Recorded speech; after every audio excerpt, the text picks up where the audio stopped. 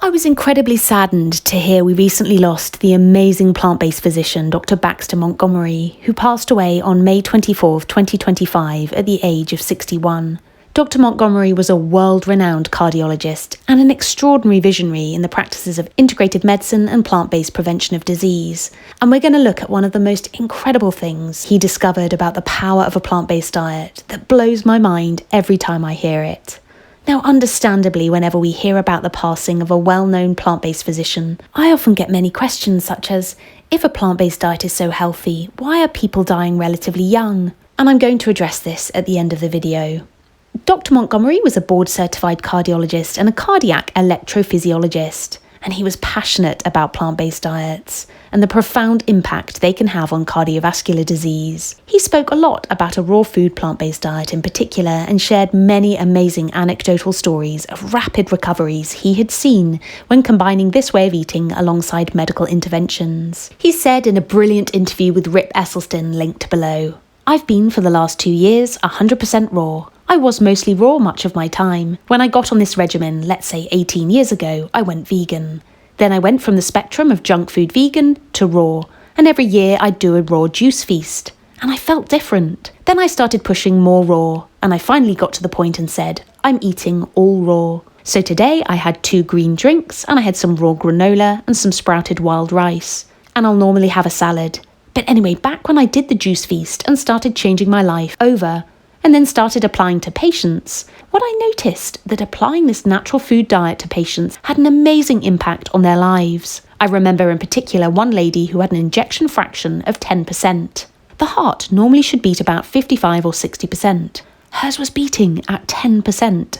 She had 4 vessel bypass, 3 stents since the bypass. She was diabetic, she had arthritis, she was in a wheelchair on oxygen and was on 21 medications. And so I asked them one question. I said, do you have a juicer? And they said, yes. I said, great, here's what we're going to do. And I started writing out these juicing recipes and said, don't eat for the next 10 days. Do this raw juice detox. And I would call her and check on her, and we would adjust medication over the phone. But she came back in 10 days, walking, talking, no oxygen, and feeling great. This is just 10 days.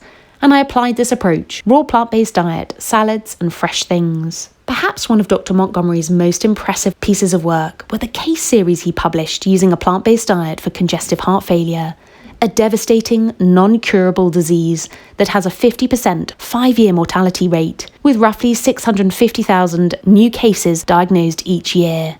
And yet he showed that using a plant-based diet, alongside standard medical treatment, often resulted in remarkable results. And this one in particular is amazing. 3 patients diagnosed with congestive heart failure agreed to undergo a dietary intervention consisting of a defined plant-based diet as an adjunct to standard medical treatment for 79 days. And what he found was incredible. As follow-up testing saw a 92% increase in ejection fraction, this is a measurement of how much blood is pumped out of the left ventricle with each heartbeat. A 21% reduction in left ventricular mass. This is the weight of the left ventricle, the heart's main pumping chamber, and the heart muscle often thickens due to increased workload, often caused by high blood pressure. A 17% increase in cardiac output, and 62% increase in stroke volume. And this is hugely significant because improving stroke volume, which is the amount of blood pumped out of the heart with each beat, leads to increased efficiency in transporting oxygen and nutrients throughout the body. Also, in one of the patients studied, quote, 90 to 95% osteostenosis of the left anterior descending artery nearly completely regressed following the dietary intervention. All patients subjectively reported significant clinical improvements, including less angina, shortness of breath, and fatigue.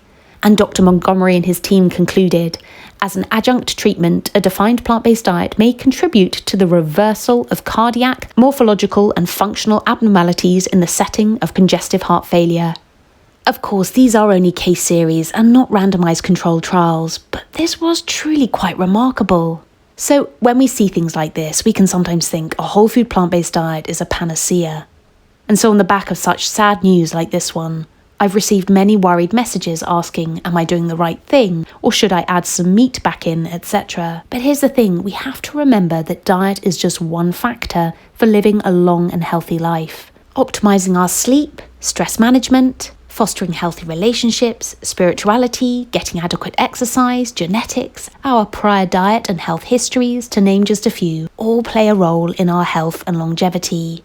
So to those who've messaged me, please don't panic. Instead, let's celebrate the huge impact Dr. Baxter made on this planet. The legacy he leaves behind is enormous, and he will be greatly missed.